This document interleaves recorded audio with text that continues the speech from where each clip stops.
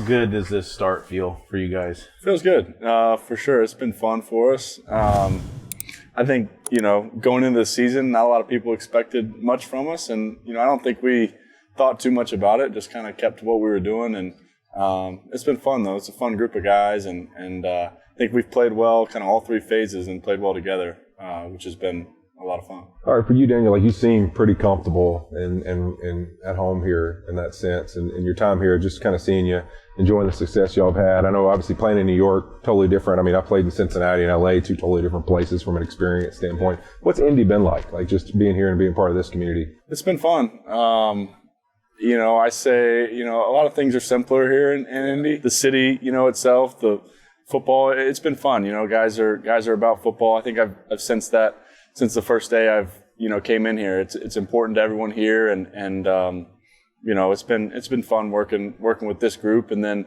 the city's been great too. People are nice. It's a sports town.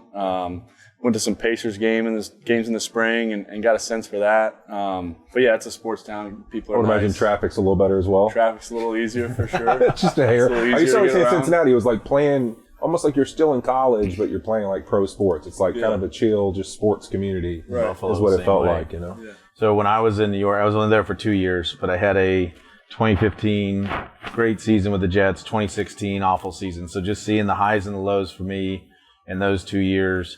2016, after that happened for me, I didn't watch football after that half of the year, the second half of the year. I didn't want to be around it. I absolutely lost my love and hated it. I signed in Tampa because it was an hour door to door from my house to Disney World, and I could bring my kids, and that was the only reason I kept playing football. For you, I know your times in New York, you had some great highs, and then it got so difficult at the end, and I felt for you so much going through that. But did you ever feel that moment where you just couldn't be around it and hated the game? I don't know if I could say I ever hated the game, but those drives back from the stadium Sunday, after you lost and you're driving through traffic, and those are tough and make you think about a lot of things. But I think at the end of that time in New York and kind of how it ended, it was tough, and you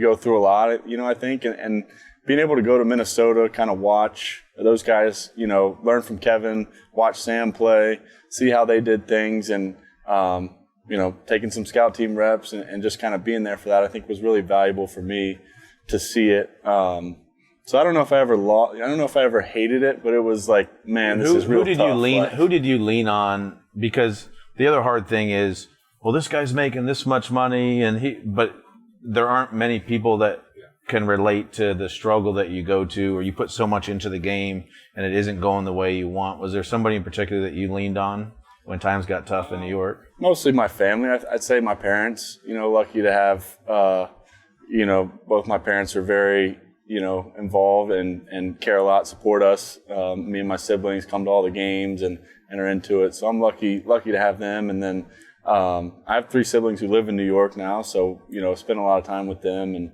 I'd say mostly my family. And then, from there, coaches I've had, a lot of people have asked me about, you got so much criticism and so many people said this and that about you. But there's also a lot of people during that time who kept telling me, they thought I could play or they thought I could do it. And a lot of those people were the people that I respected the most, the people that I, really, I thought they knew, coached me or whatever it was, and looked up to their, whatever it was, part of their, football expertise. And that meant a lot to me at the time. So I'd say mostly my family, and then, coaches I've had or players I've played with, older guys. It's one of the things I've enjoyed. Ryan has been an advocate of how excited he was for your opportunity here with this organization, and I know he was pretty outspoken about it. He couldn't wait to see how it was going to go. This training camp, and so he's been living good because people don't give him a lot of compliments. I've been patting myself on the back. He might have brought it up a few times in our production meetings about how right he was. But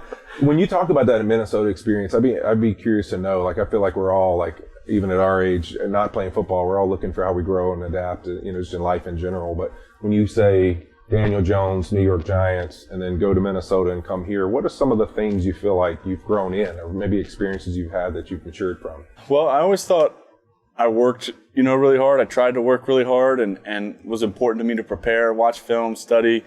And I think I did that, but then going to Minnesota, I saw how Sam prepared, how, Kevin prepared those guys, Josh McCown, Grant Udinski, that crew, and how detailed they were day in and day out on every little bit of the plan and how they're going to study it, what they're looking for, walking through it, quizzing each other in the quarterback room.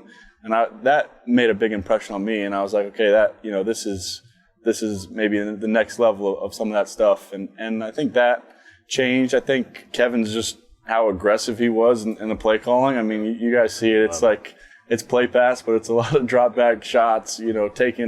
Taking their chances, and that made an impression on me too. So I think several things like that, and just being around those guys.